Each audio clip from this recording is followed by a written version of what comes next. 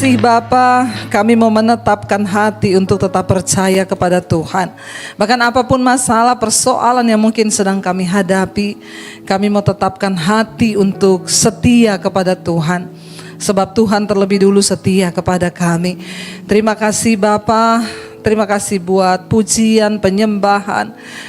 Biarlah itu sungguh-sungguh berkenan di hati Tuhan. Saat ini kami buka hati kami untuk kebenaran firman-Mu. Urapi hamba-Mu yang tidak ada apa-apanya. Urapi setiap kami Bapa. Di dalam nama Tuhan Yesus, Roh Kudus yang akan menerjemahkan setiap firman Tuhan. Kami buka hati bagi firman-Mu, sama-sama katakan amin, amin. Silakan duduk.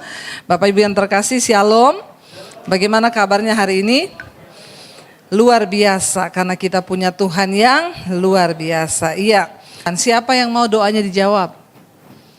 Ya, semua mau doanya dijawab. Tapi jawabannya ada ya atau tidak. Ya, tapi yang pasti dijawab oleh Tuhan. Nah, bagaimana doa yang dijawab oleh Tuhan? Kita buka bersama di dalam Matius pasal yang ke-6, Injil Matius pasal yang ke-6. Kita lihat mulai dari ayat yang ke-5, Saudara. Iya, Saudara, bagaimana doa yang dijawab oleh Tuhan? Kita buka bersama ya, Injil Matius pasal yang ke-6 ayat yang ke-5. Saudara bisa baca di handphone Saudara atau di Alkitab Saudara ya. Ya, kita baca bersama 1, 2, 3. Dan apabila kamu berdoa, janganlah berdoa seperti orang munafik. Mereka suka mengucapkan doanya dengan berdiri dalam rumah-rumah ibadat dan pada tikungan-tikungan jalan raya, supaya mereka dilihat orang. Aku berkata kepadamu, sesungguhnya mereka sudah mendapat upahnya. Saudara, salah satu penghalang doa yang membuat doa kita tidak dijawab adalah doa orang munafik. Doa orang munafik sudah pasti tidak didengar Tuhan. Jadi kalau mau doanya dijawab, pastikan hari ini kita tidak bilang kanan kirimu, jangan munafik. Ya, bilang Saudara yang kenceng, kalau nggak dengar ngomong, hei jangan munafik. Ya, iya, syarat doa pertama untuk didengar Tuhan, jangan munafik. Ciri dari orang munafik itu apa? Lain di mulut, lain. Kayaknya banyak nih di sini.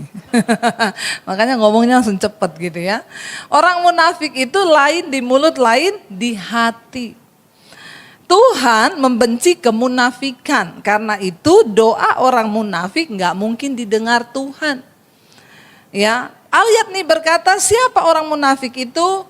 Ya, mereka itu kepengen terlihat orang ibadahnya. Ya, mereka di rumah-rumah ibadat ya. Kemunafikan itu apa Saudara? Ada orang tuh di gereja kalau gembira terlalu gembira, sedih terlalu sedih gitu ya. Tapi kalau sebenarnya hatinya benar-benar gembira, dia bersuka cita nyanyi dari hati itu nggak apa-apa. Tapi jangan cuma untuk pencitraan supaya dilihat orang gitu ya. Nangis-nangis supaya dilihat orang, padahal nggak seperti itu hatinya. Jadi tolak ukurnya itu adalah hati kita. Hati-hati kalau Tuhan mendapati hati kita berbeda dengan apa yang di luar diri kita, itu berbahaya. Di sini dikatakan contoh orang munafik, mereka suka mengucapkan doanya dengan berdiri di rumah-rumah ibadat dan pada tikungan-tikungan jalan raya. Ya, saya yakin dan percaya di sini tidak ada lah yang berdiri di tikungan jalan terus berdoa di sana, ngapain gitu Saudara ya.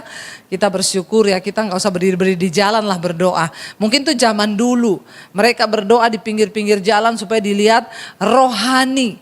Dengan kata lain, orang munafik itu adalah orang yang ingin terlihat rohani padahal dia tidak rohani. Ingin dikatakan rohani padahal roh halus. Ya, hati-hati Saudara ya. Kelihatannya rohani padahal roh halus atau roh jahat ya. Jadi orang yang munafik itu lain di mulut, lain di hati. Pastikan kalau doa kita mau didengar oleh Tuhan, ya pastikan kita menjadi orang yang jujur di hadapan Tuhan. Buat apa pencitraan? Apalagi pencitraan dibalut-balutkan agama. Hari-hari ini kan banyak Saudara. Ya, kemunafikan yang dibalut dengan agama biar agak-agak terlihat rohani, bahaya sekali. Ya, Tuhan yang melihat hati. Jadi kita berdoa, yang pertama supaya doa kita mau dijawab Tuhan, jangan jadi orang munafik. Jadi orang apa adanya. Ya makanya saya tuh nggak suka kalau ada orang ketemu, ya baru ketemu udah ngomong, ibu cantik deh. Biasa saya bilang pret. Ya karena biasanya puji-pujian begitu tuh munafik saudara. Biasa aja keles. Ya kecuali memang cantik ya ngomong. Saya kalau saya lihat orang cantik, memang cantik bener saya bilang cantik. Tapi kalau nggak cantik dibilang cantik ya itu kan bahaya. Tapi ibu-ibu itu sekarang suka kemunafikan kan. Walaupun nggak cantik dibilang cantik seneng nggak? Jangan seneng. Ya biasa aja keles. Ya, kenapa saudara? Karena Tuhan itu benci, lain di mulut, lain di hati. Kalau kita mau berdoa, mari kita menjadi orang yang benar. Mulut, hati, ucapan itu harus sama. Karena firman Tuhan berkata, doa orang yang benar itu besar kuasanya. Lalu yang berikutnya, tetapi jika engkau berdoa, ayat yang berikutnya ayat yang ke-6 kita baca. Ya dan tetapi jika engkau berdoa, masuklah kemana? Dalam kamarmu, tutuplah pintu dan berdoalah kepada Bapamu yang ada di tempat tersembunyi. Maka Bapamu yang melihat yang tersembunyi akan membalasnya kepadamu. Ya, kenapa saudara dikatakan kalau berdoa masuk ke dalam kamar? Makanya benar yang saya bilang, jangan titip-titip doa. Kalau berdoa masuk dalam kamar, tutup pintu. Berdoa di tempat yang tersembunyi. Supaya Bapamu yang ada di tempat yang tersembunyi mendengar doa orang dari tempat yang tersembunyi. Karena kalau kita berdoa sudah didengar orang, dilihat orang, percuma, kita nggak dapat apa-apa. Ya kalau saudara baca nanti di ayat di bawahnya, ada juga tentang puasa. Tuhan bilang kalau kamu puasa, jangan sampai orang tahu kamu puasa. Kalau orang sudah tahu kamu puasa, nggak ada upah. Jadi kalau puasa diam-diam aja, nggak usah pamer di Facebook, amin. Orang Kristen sekarang baru puasa 1 hari udah dipamer di Tuhan kuatkanlah aku karena hari ini aku puasa. Lalu dipuji semua orang, wih luar biasa puasa ya. Sudah tidak ada upah, mending buka nggak usah puasa.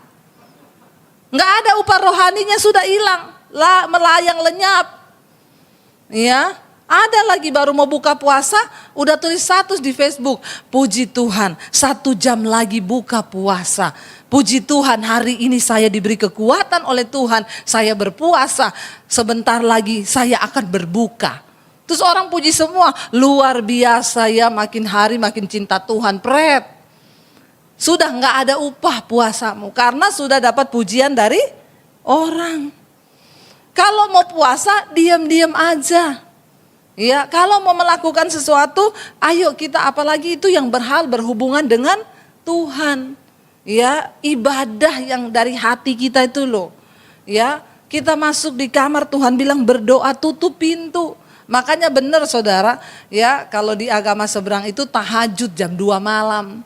Nggak ada yang tahu tuh orang lagi doa tengah malam. Bagus itu kalau saudara lagi ada pergumulan, coba bangun jam 2 malam. Berdoa, semua lagi tidur, jadi Tuhan lagi tidak antri. Enggak saudara ya, Tuhan tuh nggak pernah ngantri, dia maha mendengar, maha tahu. Cuma kalau yang lain tidur saudara doa itu kan menyentuh hati Tuhan, bener nggak? Tuhan bilang ini semua tidur tapi dia berdoa, aku akan menjawabnya.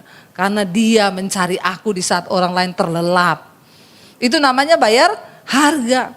Jadi doa yang didengar oleh Tuhan adalah doa yang tersembunyi, dilakukan diam-diam. Enggak usah minta-minta doa sama orang. Saya masih banyak baca WA itu ya, kalau ada yang nonton nih ya di live streaming ya, yang titip-titip doa lagi sama saya, stop. Saya tidak mendoakan saudara, doa sendiri. Ya, Bu titip doa, Bu titip doa, Bu. Masih banyak titip-titipan doa. Ya, saudara mending masuk dalam kamar, tutup pintu. Datang sendiri sama Tuhan, supaya engkau dapat berkat sendiri dari Tuhan, doamu didengar oleh Tuhan. Ya, kalau saya tidak mungkin menangis buat pergumulan saudara. Karena saya tidak merasakan. Ya, tapi kalau saudara yang benar-benar merasakan, saudara berdoa. Orang Kristen sekarang sakit perut aja ya telepon berkali-kali. Saya pikir ini telepon terus kenapa ya, mau mati kali ini ya. Terus saya WA, ting ibu minta tolong Bu, ada apa ya? Saya sakit perut, aduh. Sakit perut aja saudara telepon saya. Minta didoakan sakit perut. Ya, coba orang Kristen nih ya, kadang-kadang sampai seperti itu loh. Apa dikit sakit kepala, telepon pendeta. Apa dikit Tuhan bilang masuk kamar, tutup pintu, doa. Amin.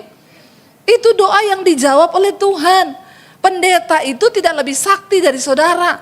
Karena yang didengar itu doa orang yang benar. Yang sungguh-sungguh berseru kepada Tuhan. Jadi doa sendiri, tidak usah telepon pendeta, nggak usah cari pendeta. Masuk ke dalam kamar, tutup pintu. Di saat semua orang nggak tahu engkau berdoa kepada Bapa di tempat yang tersembunyi, maka doamu itu didengar oleh Tuhan. Lalu yang berikutnya saudara, ya ayat yang ke-7 dikatakan kalau kita berdoa, lagi pula dalam doamu itu jangan kamu bertele-tele seperti kebiasaan orang yang tidak mengenal Allah. Mereka menyangka bahwa karena banyaknya kata-kata doanya akan dikabulkan. Kita ini sebelum ngomong juga Tuhan sudah tahu. Nggak usah bertele-tele saudara. Ada orang mau doa dicatat doanya 3 lembar. Nanti mau doa syafaat di gereja 3 lembar. Itu sudah tidak dari hati, itu datang dari kertas. Apalagi suruh bikinkan orang yang tulis, dia tinggal baca. Lagi doa, kertasnya terbang. Bingung gak saudara? Ya bingung, akhirnya Tuhan engkau tahu semua yang akan kami minta. Sebelum kami mengatakan, datanglah kehendakmu, jadilah kehendakmu, amin. Karena terbang kertasnya. Mending terbang, jadi sudah gak usah bertele-tele. Ada orang itu doa bertele-tele, dia pikir kalau doanya bertele-tele itu Tuhan dengar. Makanya biasakan saudara yang bertugas doa syafaat di gereja dimanapun, doa pribadi, ndak usah bertele-tele. Ya manusia aja ndak suka saudara bertele-tele, apalagi Tuhan. Kita ini doa sebenarnya Tuhan kan sudah tahu juga yang mau kita doakan.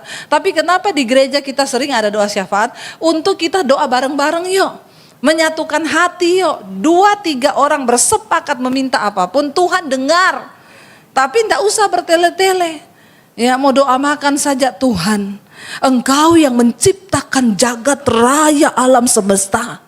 Semua planet, Pluto, Neptunus, Saturnus, Uranus Engkau ciptakan.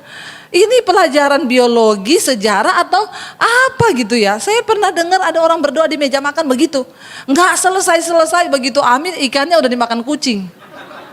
Benar ini kejadian nyata di daerah saudara. Ya kenapa? Terlalu bertele-tele sampai yang doa udah mau tidur. Udah mau ngantuk saudara. Ya, jadi tidak usah bertele-tele. Engkau meneteskan air mata saja hancur hati. Tuhan dah tahu. Enggak usah saudara pikir karena doamu, kata-katamu yang indah Tuhan dengar, enggak. Kalau engkau punya pergumulan masuk di kamar, tutup pintu doa, nangis saja, nangis. Tuhan tuh ngerti bahasa air mata.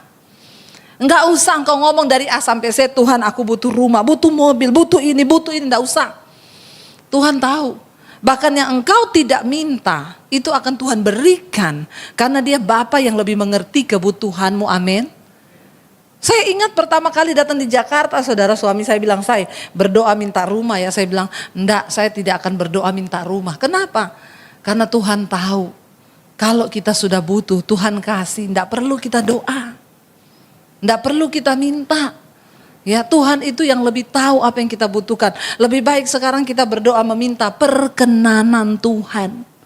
Karena kalau Tuhan berkenan atas seseorang, apa yang dia enggak kasih? Amin. Masalahnya kita nggak berkenan, kebanyakan minta, maka kecewa. Ya jangan saudara, mending tidak usah bertele-tele, kita berdoa dengan hati yang hancur di hadapan Tuhan itu cukup. Ayat yang berikutnya, ayat yang ke-8 dikatakan di sana, jadi janganlah kamu seperti mereka, karena Bapamu mengetahui apa yang kamu perlukan sebelum kamu meminta kepadanya. Lalu kenapa kita disuruh masuk di kamar berlutut berdoa? Ya Tuhan mau lihat kesungguhanmu. Sebenarnya tanpa engkau doa minta pun Tuhan tahu. Tapi kenapa engkau harus meminta berdoa? Tuhan melihat kesungguhan hatimu. Apalagi kalau engkau sertai dengan doa dan puasa. Tuhan lihat orang ini sungguh-sungguh. maka aku akan memberikan kepadanya. Ya, enggak usah maksa-maksa Tuhan, saudara. Lalu ayat berikutnya berkata begini, saudara, ayat yang ke-9. Karena itu berdoalah demikian. Bapa kami yang ada di sorga, dikuduskanlah namamu. Artinya apa? Waktu engkau berdoa, panggil dia Bapa. Bapa kami yang ada di sorga. Engkau harus menyadari bahwa Tuhan itu ada di sorga, di tempat yang mulia, di tempat yang dahsyat, di tempat yang luar biasa. Ya, dikatakan di sana, dikuduskanlah namamu. Artinya apa? Setiap kali kita mau datang kepada Tuhan, kita harus menguduskan nama Tuhan dan menguduskan diri. Sebab kita datang kepada Tuhan yang kudus. Ingat bangsa Israel, setiap kali mereka menghadap kepada Tuhan, dulu harus dipersembahkan kurban. Ya, hari ini hari raya kurban bagi saudara-saudara kita. Saudara dapat daging? Ya, ada yang tanya boleh dimakan nggak? Makan, saudara. Kalau saudara tidak makan, kirim ke rumah saya. Saya bikin rica-rica, saudara, ya. Nggak apa-apa, makan kalau dikasih. Kalau nggak dikasih nggak usah nunggu antri di masjid. Ya. Jadi saudara, ya, dulu bangsa Israel itu kalau mau menghadap Tuhan, mereka harus menyembelih kurban, daging sapi, lembu, ya, sapi. Untuk apa? Darahnya itu untuk menghapus dosa. Kenapa? Karena Allah itu maha kudus. Tapi hari ini kita di zaman perjanjian baru, darah Yesus sudah menjadi darah anak domba Allah. Dia disebut sebagai anak domba Allah karena tidak ada lagi kurban lain yang dapat menghapus dosa, karena Yesus sudah berkorban bagi saudara dan saya. Jadi ketika engkau mau menghadap Tuhan, mau berdoa, kuduskan dirimu. Ingat kalau ada dosa yang dilakukan, ya, oleh matamu, oleh telingamu, oleh hatimu, oleh perbuatanmu, Tuhan kuduskan aku. Aku mau menghadap Tuhan, makanya dikatakan Bapa kami yang di surga, dikuduskanlah namamu. Kalau engkau mau datang berdoa, minta kelayakan dari Tuhan, itu artinya engkau Allah yang kudus, karena itu engkau juga Tuhan akan menguduskan aku. Aku berdoa, ampuni dosa pelanggaranku dalam pikiran, perkataan, hati, supaya aku layak menghadap Tuhan.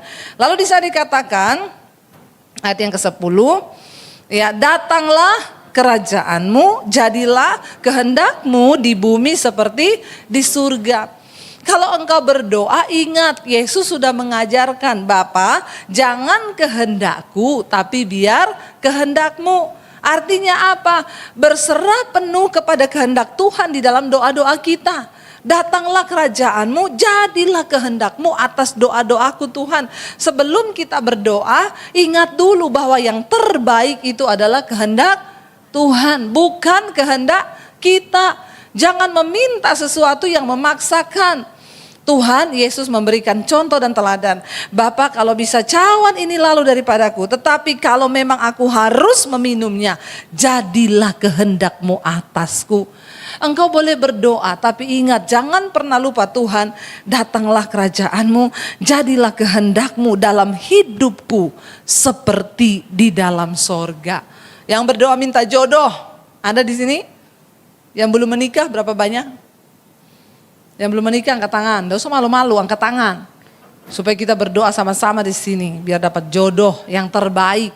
Ya, jangan maksa Tuhan, ya. Tuhan, aku kepengennya dia, Tuhan. Pokoknya harus dia, apapun yang terjadi dalam nama Yesus. Aku rebut dia dalam nama Yesus.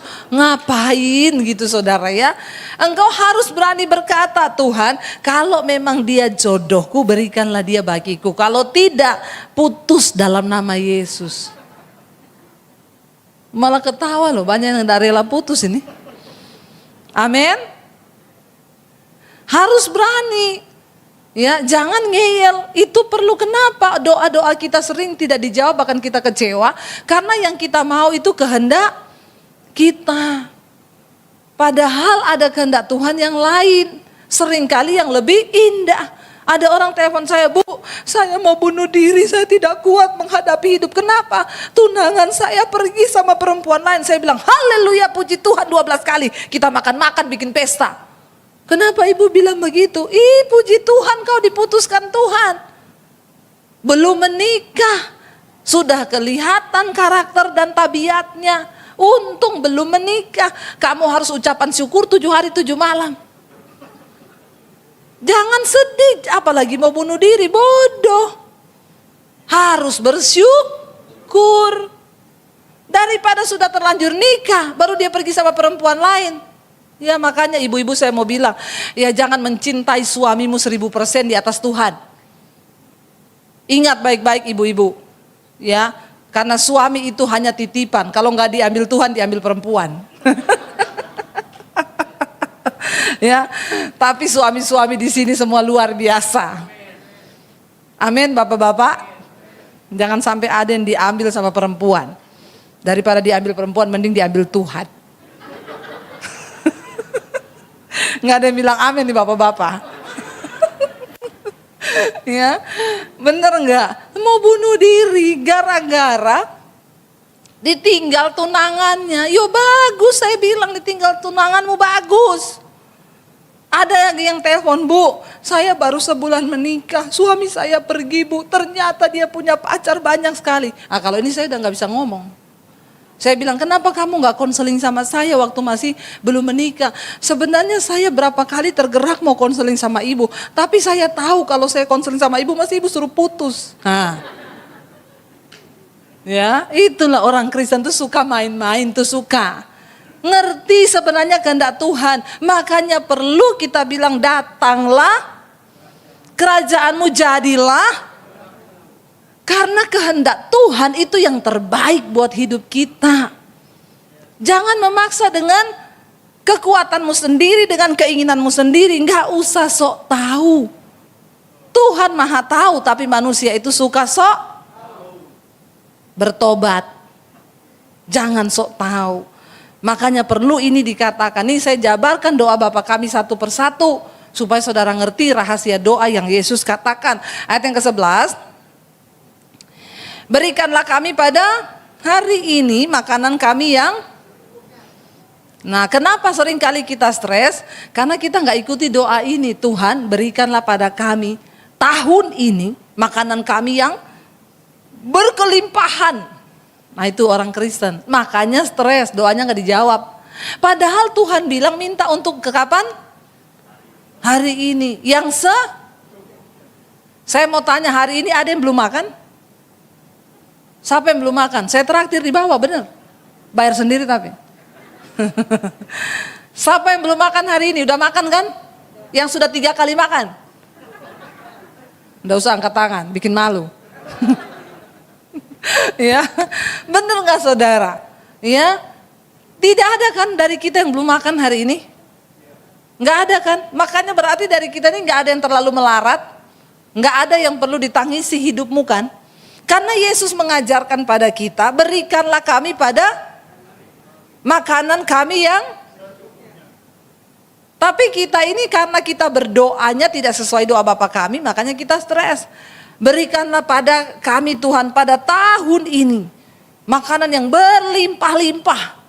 Kadang-kadang orang Kristen itu ya, kita ini orang lain tuh hari ini bingung mau makan apa. Kita hari ini bingung apa yang mau. Karena apa ya, capcay atau fuyung hai atau ya sushi teh atau apa nih.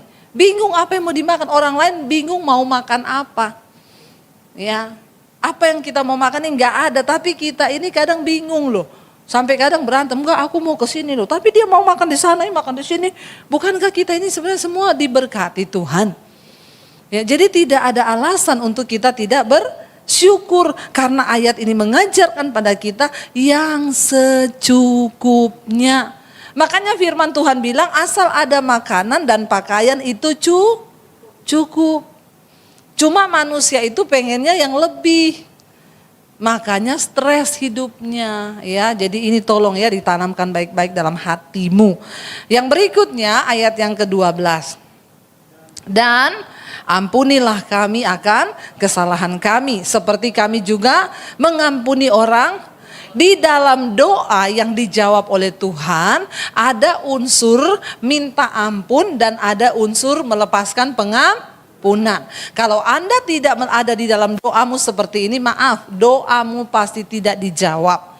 Kita tadi minta ampun dulu semua dosa kita. Dan jangan lupa ampuni orang yang bersalah kepadamu. Ada yang tanya, kenapa sih kita harus mengampuni orang yang bersalah pada kita? Kenapa? Kalau saya tidak mau ampuni, kenapa? Ya, engkau mengampuni orang yang bersalah padamu, itu untuk kebaikan dirimu. Bukan untuk kebaikan orang lain, tapi untuk kebaikan dirimu. Saudara bisa bayangkan kalau saudara terus hidup di dalam kepahitan, mukamu pasti cepat tua. Orang pahit itu tidak enak, selalu dia ingat yang pahitin dia. Ya, jalan ketemu kucing ingat orang itu. Jalan sedikit ketemu anjing ingat orang itu. Jadinya kita ini ingat terus. Lalu yang kita ingat tuh yang pahit. Maka tualah wajahmu. Bukan cuma itu, orang tuh banyak kepahitan, banyak penyumbatan, jantungnya tersumbat, otaknya tersumbat. Nah saudara mau, makanya banyak orang-orang itu sakit berawal dari kepahitan. Ya orang itu kalau banyak simpan kepahitan, gak melepaskan pengampunan, ya itu yang kayak saya cerita bertamu, sore Bu, ada ibu ini, dari mana? Ada perlu apa? Ini masih kan orang banyak kepahitan begini.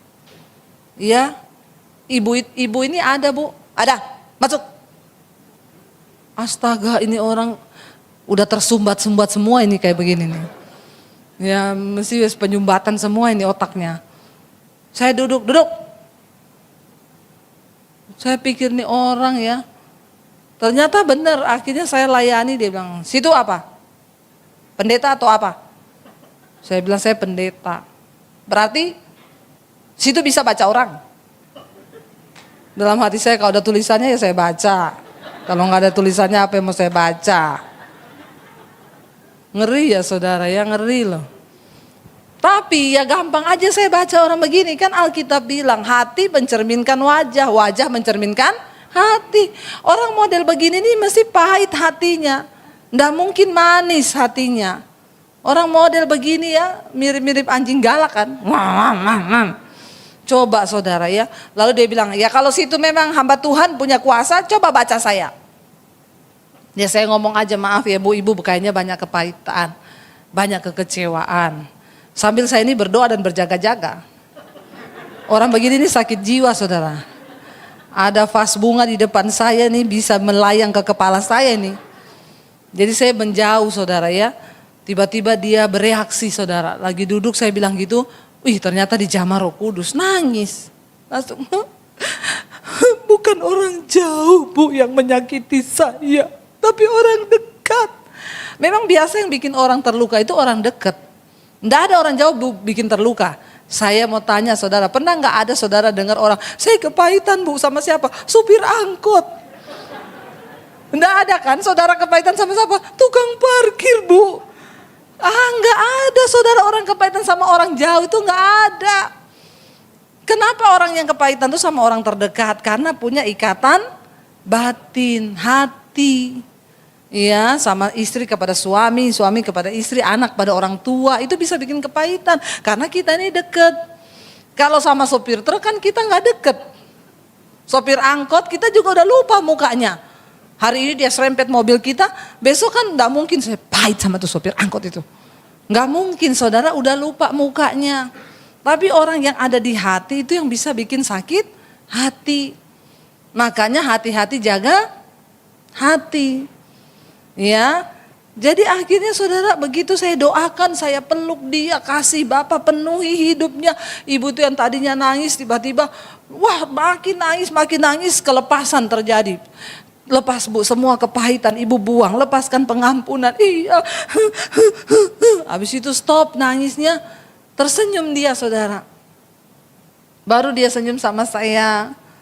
Ya, tadinya dia tanya sama saya, situ dari mana? Situ gereja apa?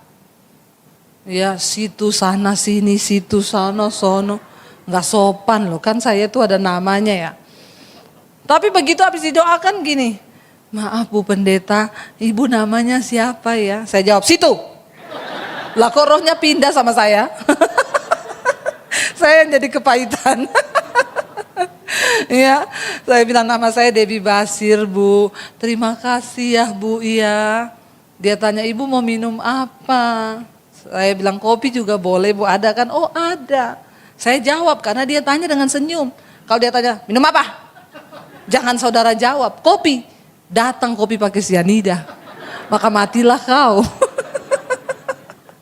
Ya, karena orang yang pahit itu semua juga pahit. Makanya perlu di sini kita melepaskan pengampunan. Kalau engkau berdoa tiap hari sebelum tidur, ingat Tuhan, siapa yang nyakitin aku hari ini? Aku berdoa dalam nama Tuhan Yesus, aku lepaskan pengampunan. Jadi setelah kita lepaskan pengampunan, kita bisa nggak ingat orang itu? Bisa, tapi kita ketawa ingat dia, udah nggak sakit hati lagi ya. Jadi kalau mau doanya didengar, hari ini lepaskan pengampunan, amin. Coba ingat-ingat yang ada sakit hati. Saya bisa tahu muka-mukanya dari sini nih, yang menyimpan kepahitan. Ya, jangan saudara ya, kita ndak pahit aja cepet tua loh. Apalagi pahit, biar saudara mau skincare berapa juta. Saudara yang kepahitan, tanam benang ini, ditarik benang, putus benangmu.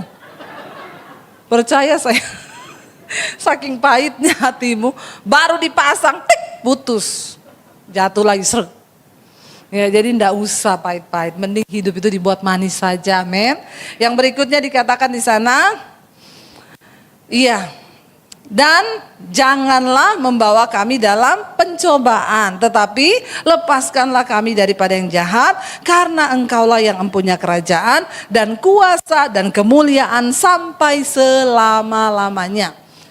Yang lucu di sini orang-orang berdoa seringkali, Tuhan jangan bawa kami dalam pencobaan.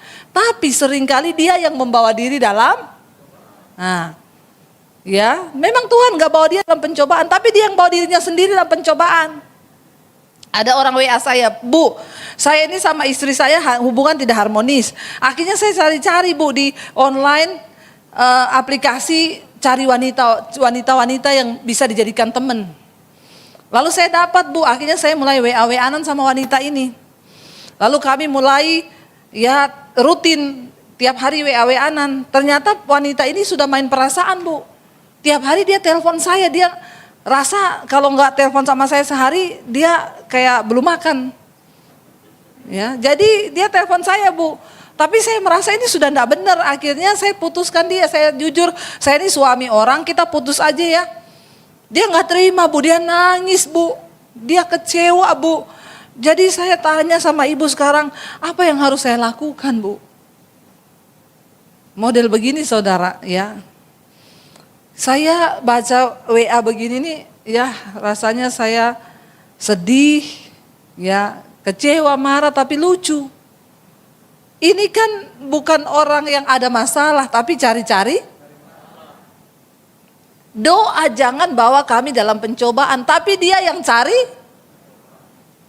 Saya bilang gini, Pak, enggak ada masalah yang lebih serius yang Bapak tanyakan sama saya. Ini saya nggak mau jawab, Pak. Kenapa? Ini pertanyaan bodoh.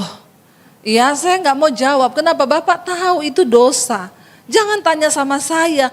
Terus apa yang harus saya lakukan, Bu? Dia menangis, Bu. Saya kasihan. Terus Bapak berharap saya jawab, ya jangan ditinggal lah, Pak. Kan kasihan. Berat banget nggak? Ya, ini kalau di depan saya baptis ulang, saya cemplungin, saya rendam 20 menit. Ya, biar megap-megap, buka mata di rumah Bapak di sorga. Lebih baik tubuhnya binasa tapi jiwanya selamat. Orang Kristen model begini, kita sudah bicara jauh ke depan mengerti rencana Tuhan, dia malah membawa diri dalam pencobaan.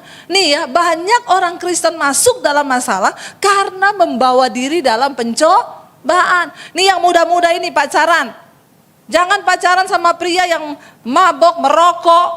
Ya dengar baik-baik nih, supaya hidupmu baik ke depan, masa depanmu baik. Dengar omongan saya, ya.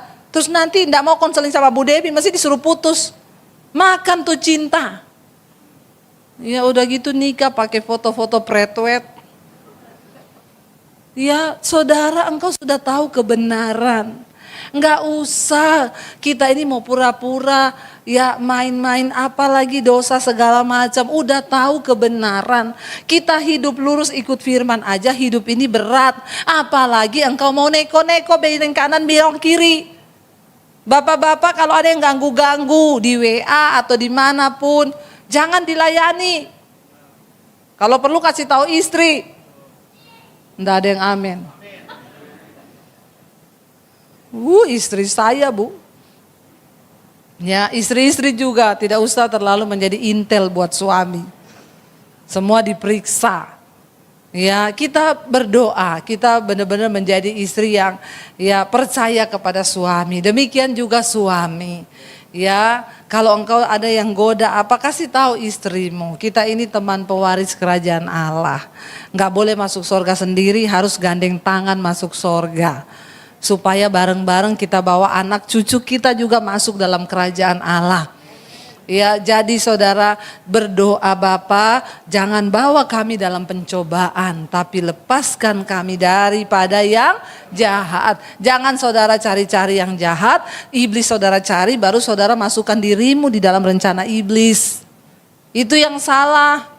Salah nikah, salah ambil keputusan, salah ini. Ya, yang saya dapat ini banyak yang salah nikah.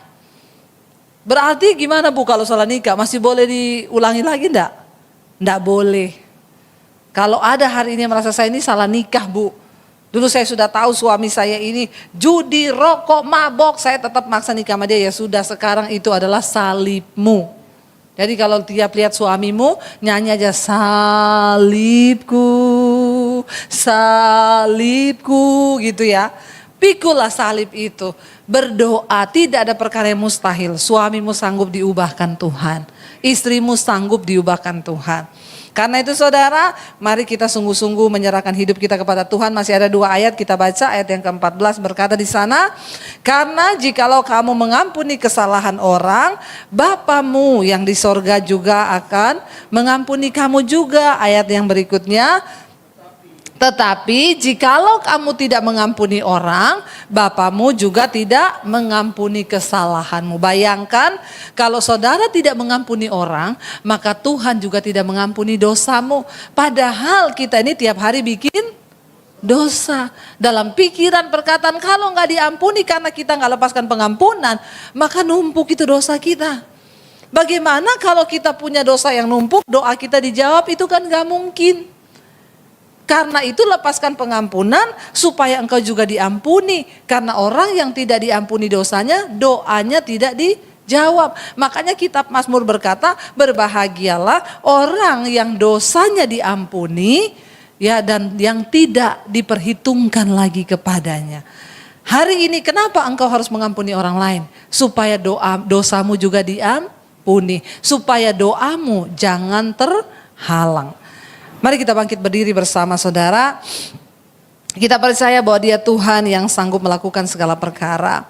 Tidak ada perkara yang mustahil bagi Tuhan. Seberat apapun persoalanmu, bahkan dosamu, ketika engkau datang mengakui di hadapan Tuhan, maka Tuhan mengampuni. Demikian juga engkau harus belajar mengampuni dosa orang lain yang dilakukan kepadamu. Kita menaikkan pujian yang tadi, ya, yang berkata bahwa kami akan tetap percaya kepadamu Tuhan. Kami akan tetap percaya bahwa Engkau Tuhan yang penuh dengan anugerah di dalam hidup kami. Kasih setiamu melimpah. Kami tetapkan hatiku untuk tetap percaya kepada Tuhan. Ku tetapkan hatiku untuk percaya tanpa syarat Tuhan, tanpa syarat, tak akan goyah, tak akan goyah. Ku nyatakan imanku untuk setia, senangkan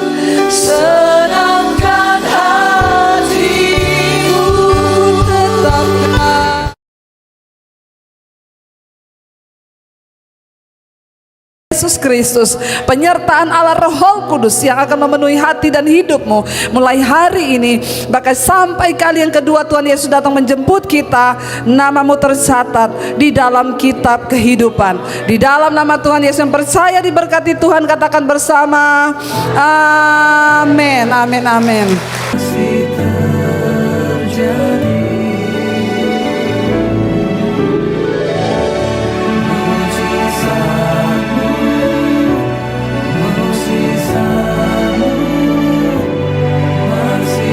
Baik Bapak Ibu, kita akan dengarkan firman Tuhan. Mari kita sebelumnya mendengarkan kesaksian yang sudah masuk. Saya akan bacakan terlebih dahulu. Shalom Ibu Debbie Basjir, saya perkenalkan, nama saya Nindi. Saya berasal dari Jawa Tengah, di kota Kudus tepatnya.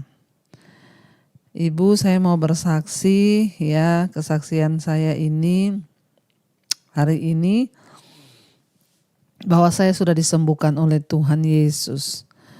Beberapa waktu yang lalu saya cek rahim saya, dokter menyatakan ada kista kecil dan juga ada polip di dalam rahim saya sebesar 1 cm. Dokter tidak memberikan obat apa-apa. Saya hanya beriman percaya, saya tahu bahwa Tuhan ada di dalamku. Bahkan Roh Kudus juga ada di dalamku. Saya imani, saya pasti sembuh oleh bilur-bilur darah dari Tuhan Yesus Kristus. Lalu saya juga terus mengikuti mesbah doa Ibu dan saya tidak pernah absen. Bahkan dari tahun 2019 saya sudah mengikuti channel Ibu sampai sekarang. Puji Tuhan, saya terus dikuatkan dengan selalu ikut mesbah doa, mesbah syukur. Ya, saya mengucap syukur. Inilah kesaksian saya Ibu Debbie, dan saya berkata Tuhan, bila Tuhan sembuhkan rahimku, saya akan bersaksi di mesbah doa. Terima kasih banyak Ibu Pendeta Debbie Basjir, semoga Tuhan selalu memberi kesehatan bagi Ibu sekeluarga dan selalu mengadakan mesbah doa terus ya, sehingga banyak jiwa yang diberkati. Tuhan Yesus memberkati. Amin, amin, amin. Ya, puji Tuhan, kesaksian dari Ibu Nindi di Kudus, Jawa Tengah, disembuhkan dari kista di rahim dan juga polip ya sebesar 1 cm. Tidak ada perkara yang mustahil bagi Tuhan ketika kita sungguh-sungguh berharap dan percaya bahwa Tuhan sanggup, Dia mampu ya, sebab ya Tuhan kita adalah Tuhan pembuat mujizat. Amin ya, dan kita percaya bahwa ketika kita sungguh-sungguh berserah ya, Dia sanggup melakukan lebih banyak dari yang kita doakan. Kita akan masuk dalam pembacaan firman Tuhan. Kemarin kita sudah selesai dengan ya bagaimana akhirnya Daud maju ketika dia mendengar Goliat mengolok-ngolok barisan bangsa Israel yang hidup. Dan ketika Daud akan maju, banyak yang sangat meragukan. Termasuk Raja Saul berkata, tidak mungkin engkau dapat mengalahkan Goliat. Sejak muda dia sudah berperang menjadi prajurit. Ya, bahkan kakaknya Eliab berkata, aku tahu kenakalanmu. Ya, jadi ya tidak ada satupun yang bisa ya menggagalkan niat dari Daud, sebab satu iman, satu keyakinan yang Daud miliki. Dia berkata bahwa Tuhan yang menyertai aku ketika aku mengalahkan singa dan beruang yang akan mencengkram domba-dombaku. Tuhan yang sama yang juga akan menyertai aku untuk melawan Goliat bangsa Filistin yang tidak bersunat itu. Kita lanjutkan sekarang pembacaan kita ya, 1 Samuel 17 ayat yang ke-40, judul perikopnya perkelahian Daud dengan Goliat. Ayat 40 di sana dikatakan, lalu Daud mengambil tongkatnya di tangannya, dipilihnya dari dasar sungai 5 batu yang licin dan ditaruhnya dalam kantong gembala yang dibawanya, yakni tempat batu-batu, sedang umbannya dipegangnya di tangannya. Demikianlah ia mendekati orang Filistin itu. Ya, kita ingat ketika Daud hendak maju berperang, Saul mencoba mengenakan baju perangnya kepada Daud. Ya, tetapi ternyata Daud kesulitan untuk bergerak dengan memakai baju perang itu sehingga Daud menanggalkannya.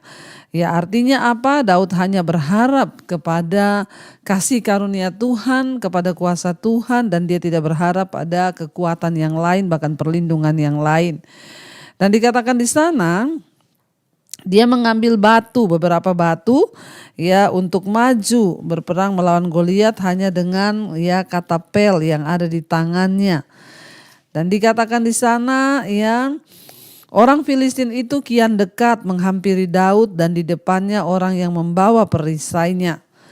42 ketika orang Filistin itu menunjukkan pandangannya ke arah Daud serta melihat dia, dihinanya Daud itu karena ia masih muda, kemerah-merahan dan elok parasnya. Jadi Daud masih berumur belasan ketika dia berhadapan dengan Goliat. Daud masih kemerah-merahan, ya dikatakan masih sangat muda, sangat kecil.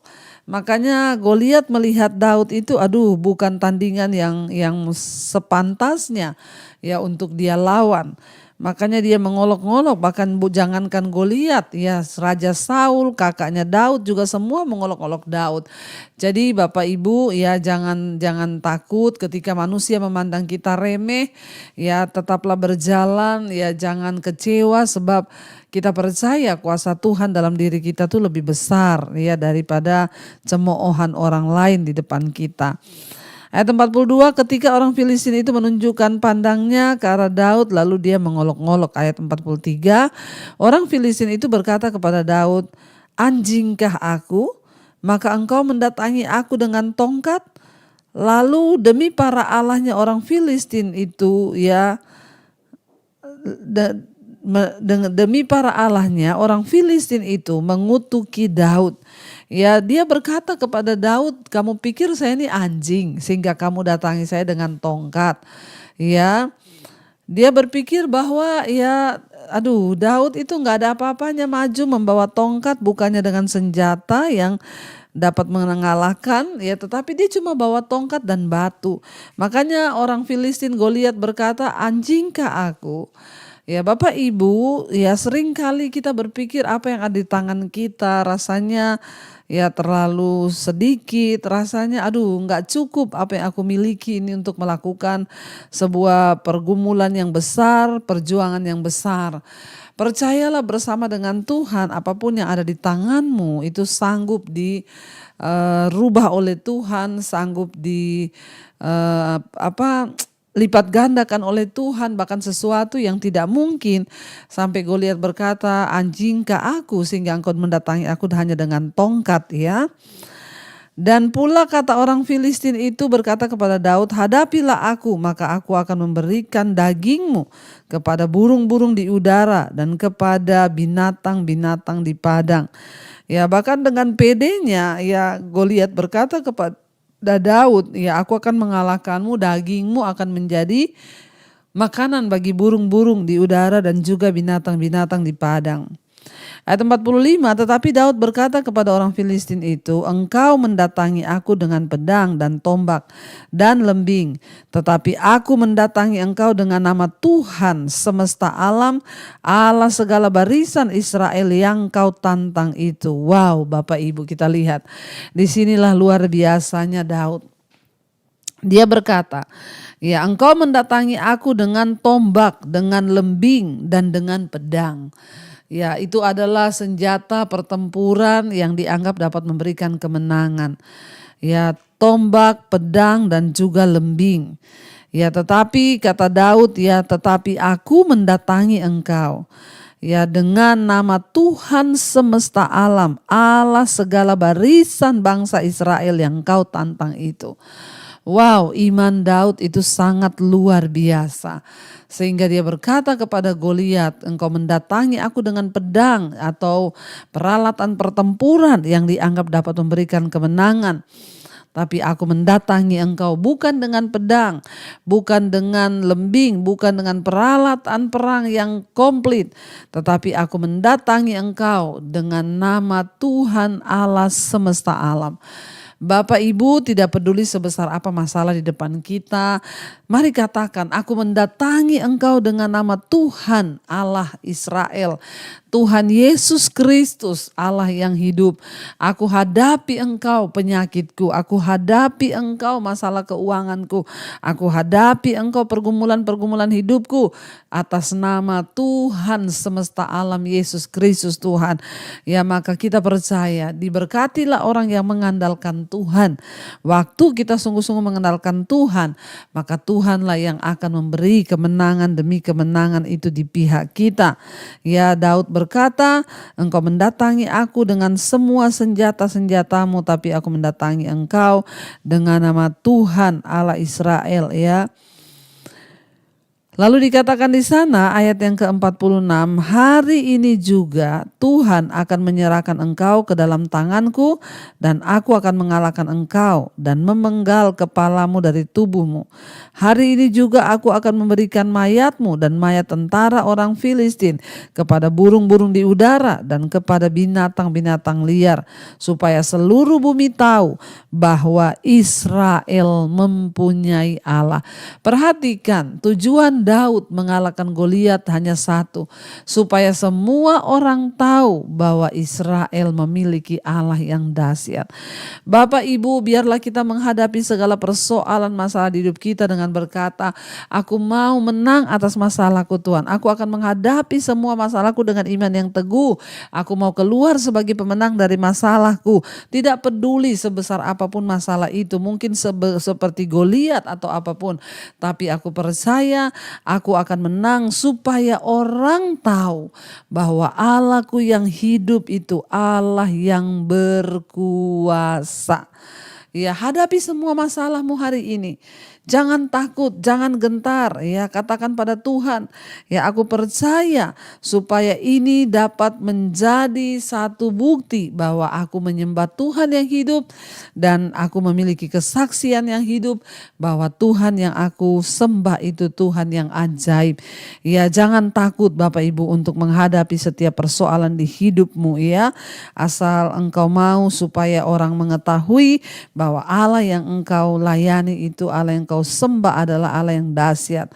Ayat 47, dan supaya segenap jemaah ini tahu bahwa Tuhan menyelamatkan bukan dengan pedang dan bukan dengan lembing, sebab di tangan Tuhanlah pertempuran dan ia pun menyerahkan kamu ke dalam tangan kami.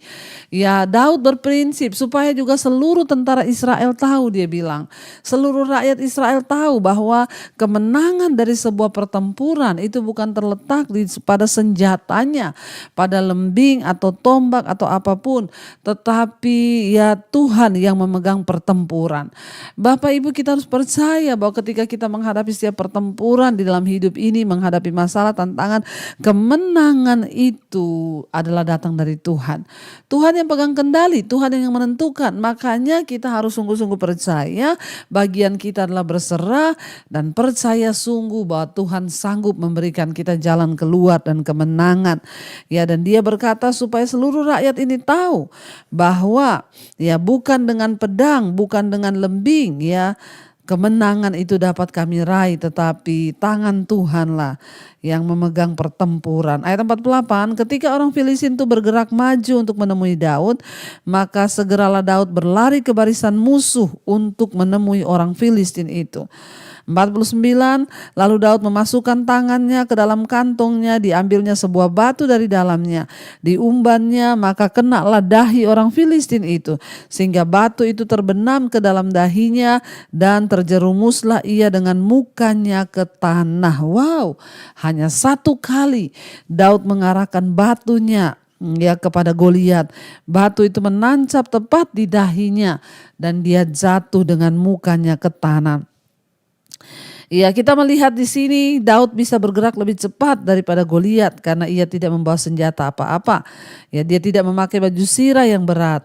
Dan Daud adalah orang yang memang ahli menggunakan ya katapel. Ya, sehingga dia ketika maju menghadapi Goliat, dia mengambil posisi di luar jangkauan senjata besar yang dimiliki oleh Goliat. Ya, namun yang membuat Daud efektif dan juga membuat Daud bisa melakukan segala kemampuannya itu ya hanya karena imannya kepada Tuhan yang membuat dia meraih kemenangan itu. Sekali pukul ya Goliat jatuh tersungkur dengan mukanya ke tanah. Dikatakan demikianlah Daud mengalahkan orang Filistin itu dengan umban dan batu. Ia mengalahkan orang Filistin itu dan membunuhnya tanpa pedang di tangan. Daud berlari mendapatkan orang Filistin itu lalu berlari di sebelahnya. Ya, diambilnyalah pedangnya, dihunusnyalah dari sarungnya. Ia menghabisi dia. Dipancungnyalah kepalanya dengan pedang itu. Ketika orang-orang Filistin melihat bahwa pahlawan mereka telah mati, maka larilah mereka. Ya, ayat 52, maka bangkitlah orang-orang Israel dan Yehuda. Mereka bersorak-sorai lalu mengejar orang-orang Filistin sampai dekat Gad dan sampai pintu gerbang Ekron. Dan orang-orang terbunuh ya, dan orang-orang yang terbunuh dari orang Filistin bergelimpangan di jalan ke Saarim sampai di Gad dan sampai Ekron. Kemudian pulanglah orang Israel dari perburuan hebat atas orang Filistin lalu menjara perkemahan mereka. Dan Daud mengambil kepala orang Filistin yang dipancungnya itu dan membawanya ke Yerusalem. Tetapi senjata orang itu ditaruhnya dalam kemahnya. Ayat 55, ketika Saul melihat Daud pergi menemui orang Filistin itu, berkata ia kepada Abner panglima tentaranya, anak siapakah orang muda ini Abner? Jawab Abner, demi tuanku hidup ya raja, sesungguhnya aku tidak tahu. Kemudian raja berkata, tanyakanlah anak siapakah orang muda itu. Ketika Daud kembali sesudah mengalahkan orang Filistin itu, maka Abner memanggilnya dan membawanya menghadap Saul, sedang kepala orang Filistin itu masih ada di tangannya. 58, kata Saul kepadanya, anak siapakah engkau? Ya, orang muda. Jawab Daud, anak hamba tuanku Isai orang Betlehem itu. Ya, kita lihat di sini Bapak Ibu ya. Walaupun Daud sudah banyak kali memainkan kecapi di depan Saul, pertanyaan Saul kepada Abner tampaknya menunjukkan bahwa dia tidak begitu mengenal Daud. Dia tidak peduli, padahal Daud tuh sudah ya bermain kecapi ketika dia itu ya kerasukan, bahkan Daud juga yang membawa pedangnya. Mungkin karena Daud memang dijadwalkan untuk ya sudah dijanjikan akan dinikahkan dengan anak perempuan Saul. Ya, kalau Daud berhasil mengalahkan Goliat, Saul ingin ya lebih banyak mengetahui mengenai keluarga Daud, atau mungkin barangkali ya memang kondisi mental Saul itu tidak stabil sehingga dia bertanya siapa Daud itu dan dia anak siapa, padahal dulu dia sudah menyuruh ya orang untuk pergi kepada Isai memanggil Daud datang ke istananya. Jadi kita melihat di sini Bapak Ibu ya luar biasa ketika Tuhan menyertai, ketika Tuhan yang membela, bukan dengan pedang, bukan dengan lembing, bukan dengan senjata, tetapi dengan tangan Tuhan kemenangan bisa Daud raih. Apapun persoalan di hidup kita hari-hari ini, ya mari kita berserah kepada Tuhan, mari kita sungguh-sungguh berharap hanya kepada Tuhan, sebab tidak ada perkara yang mustahil bagi Tuhan. Ya biarlah kita sungguh-sungguh menyerahkan hidup kita kepada Tuhan, hadapi masalah kita, hadapi perjuangan kita, kemenangan Tuhan akan berikan. Mari kita tundukkan kepala, kita akan renungkan firman ini. Terima kasih Bapa, kami bersyukur buat malam ini Tuhan. Engkau Tuhan yang memberikan kami banyak pelajaran lewat firman-Mu. Malam ini kami banyak belajar dari keberanian Daud, bagaimana dia menghadapi Goliat, raksasa yang begitu besar di depannya. Tapi dia tidak memandang Goliat sebagai seorang raksasa yang menakutkan, sebab dia memandang dengan cara pandangnya Tuhan. bukan dengan pedang, bukan dengan senjata apapun. Daud percaya dia bisa meraih kemenangan, tetapi hanya karena penyertaan Tuhan. Biarlah kami semua juga punya iman yang seperti itu Bapa, dalam kami menghadapi masalah-masalah di hidup kami, baik itu masalah pergumulan melawan dosa, keterikatan, kenajisan, percabulan, homoseksual, lesbian, keterikatan dengan perselingkuhan, bahkan kebencian, dendam, amarah, kepahitan, ketakutan, kekhawatiran. Mungkin juga itu persoalan peperangan kami Tuhan melawan masalah-masalah keuangan, hutang piutang, sakit penyakit. Biarlah mata iman kami hanya tertuju kepada Tuhan saja. Kami mengakui bahwa tidak ada jalan lain selain daripada berharap kepada Tuhan. Berkati Bapa setiap anak-anak-Mu malam ini yang mencari wajah-Mu, yang rindu punya keturunan, Engkau bukakan kandungan yang tertutup, yang sakit Engkau sembuhkan malam ini di dalam nama Yesus. Kami percaya Engkau tidak pernah mengecewakan setiap orang yang berharap hanya kepadamu. Tuhan berkati setiap mereka yang rindu memiliki keturunan, bukakan kandungan yang tertutup, yang ingin dipulihkan dalam rumah tangga, suami istri anak-anak Tuhan yang memulihkan di dalam nama Tuhan Yesus Kristus. Bapa, Engkau juga memberkati untuk setiap mereka yang terus bergumul untuk mencari pekerjaan. Tuhan beri yang terbaik, yang ingin menjual rumah karena kesulitan keuangan, menjual aset, Tuhan pertemukan dan beri jalan yang terbaik. Kami semua mau bertobat, mau sungguh-sungguh hidup dalam jalan kebenaran-Mu, agar kami mengandalkan Tuhan sehingga kemenangan demi kemenangan boleh kami raih. Tuhan berkati Tuhan bangsa dan negara kami Indonesia, dari Sabang sampai Merauke. Hujan pertobatan tercurah, rahmat anugerah berkat cinta kasih Tuhan bagi bangsa ini. Berkati Bapak Presiden Jokowi, wakilnya, seluruh jajaran kabinet yang ada dari Sabang sampai Merauke, biar orang bertobat berbalik kepada jalan kebenaran-Mu ya Tuhan. Menjelang pemilihan umum Tuhan, baik itu pilkada dan pilpres 2024, Tuhan menyertai dan memberkati. Engkau pilih Tuhan pemimpin yang terbaik bagi bangsa ini. Kami menyerahkan bangsa kami ke dalam tangan Tuhan. Biar ada anak-anak Tuhan yang takut akan Tuhan, yang boleh berdiri mendapatkan Tuhan duduk di kursi kepemerintahan di atas bangsa ini. Kau juga memberkati Tuhan untuk bangsa-bangsa lain di 5 benua, Asia, Afrika, Amerika, Eropa, Australia. Tuhan memberkati, roh takut akan Tuhan ada atas seluruh bangsa-bangsa. Kami bertobat kembali kepada jalan kebenaran-Mu. Terima kasih Bapa. Kami mengucap syukur buat malam ini. Kami percaya yang sakit disembuhkan, yang berbeban berat Engkau berikan pemulihan. Mari buka hati dan tangan-Mu Bapak Ibu, karena itu terimalah kiranya berkat, rahmat, anugerah dari Allah Bapa, cinta kasih Tuhan Yesus Kristus, penyertaan Allah Roh Kudus melimpah atas hidup kita mulai hari ini bahkan sampai kali yang kedua. Tuhan Yesus datang menjemput setiap kita dan nama kita tercatat di dalam kitab kehidupan. Di dalam nama Tuhan Yesus Kristus yang percaya diberkati Tuhan, mari katakan bersama, amin, amin, amin. Tuhan Yesus memberkati. Shalom dan Immanuel Bapak Ibu, selamat malam.